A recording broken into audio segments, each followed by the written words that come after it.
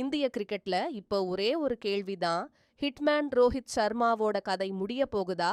ஜூலை 19ஆம் தேதி London Lord's மைதானத்துல நடக்க போற மேட்ச் ரோஹித்தோட கடைசி சர்வதேச போட்டியா மாறப்போகுதா? விஷயம் என்னன்னா, இங்கிலாந்துக்கு எதிரான 2வது ஒருநாள் போட்டியில 47 பந்துகளை சந்திச்சு வெறும் 26 ரன்கள் மட்டுமே எடுத்திருக்காரு ரோஹித். இதை பார்க்கும்போது அவரோட பழைய அதிரடி ஃபார்ம் காணாம போயிருச்சோன்னு பல ரசிகர்கள் வருத்தப்படுறாங்க. இது வெறும் ஒரு மோசமான இன்னிங்ஸா, இல்ல இது ஒரு லெஜெண்டரி வீரரோட கடைசி கட்டமா?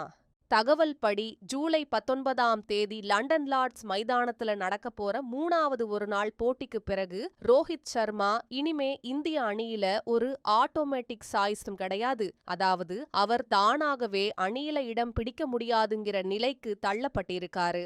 2027 உலக கோப்பைய மனசுல வச்சுக்கிட்டு யஷஸ்வி ஜெய்ஸ்வால் போன்ற இளம் வீரர்களுக்கு வாய்ப்பு கொடுக்க பிசிசிஐயும் டீம் மேனேஜ்மெண்ட்டும் தீவிரமா இருக்காங்க. மார்ச் 2025ல சாம்பியன்ஸ் டிராபி வெற்றிக்கு அப்புறம் சுப்மன் கில் கேப்டன் பொறுப்பை ஏத்துக்கிட்ட நேரத்துல இருந்தே ரோஹித்தோட செயல்பாடுகள்ல ஒரு தொய்வு இருக்குன்னு நிர்வாகம் கருதுது. 39 வயதை கடந்த நிலையில் அடுத்த உலகக்கோப்பை வரைக்கும் இவரால தாக்கு பிடிக்க முடியுமாங்கிற கேள்வி தேர்வு குழுவுக்குள்ள ரொம்பவே தீவிரமா இருக்கு. உண்மை என்னன்னா, மத்த பார்மட்ல இருந்து ஓய்வு எடுத்த பிறகு ரோஹித் உள்நாட்டு போட்டிகள்லயும் பெரிய அளவுல விளையாடல. அவருக்கு தன் பழைய ரிதத்தை திரும்ப பெற கூடுதல் நேரம் தேவைப்படுது. ஆனா இப்போ இருக்கிற வேகமான கிரிக்கெட் உலகத்துல அவ்வளவு நேரம் யாருக்கும் கிடைக்கிறது இல்ல. கிரிக்கெட்டோட மெக்கான்னு சொல்லப்படுற லார்ட்ஸ் மைதானத்துல ஒரு வீரர் தன் கிரிக்கெட் பயணத்தை முடிக்கிறதுங்கிறது அவருக்கு கிடைச்ச ஒரு கௌரவம். அந்த மைதானத்துல நடக்க போற போட்டி ரோஹித் சர்மாவோட கேரியர்ல ஒரு கிளைமேக்ஸ் தருணமா அமையுமாங்கிறதுதான் இப்போ பெரிய விவாதம். இப்போ என்ன ஆகப் போகுது?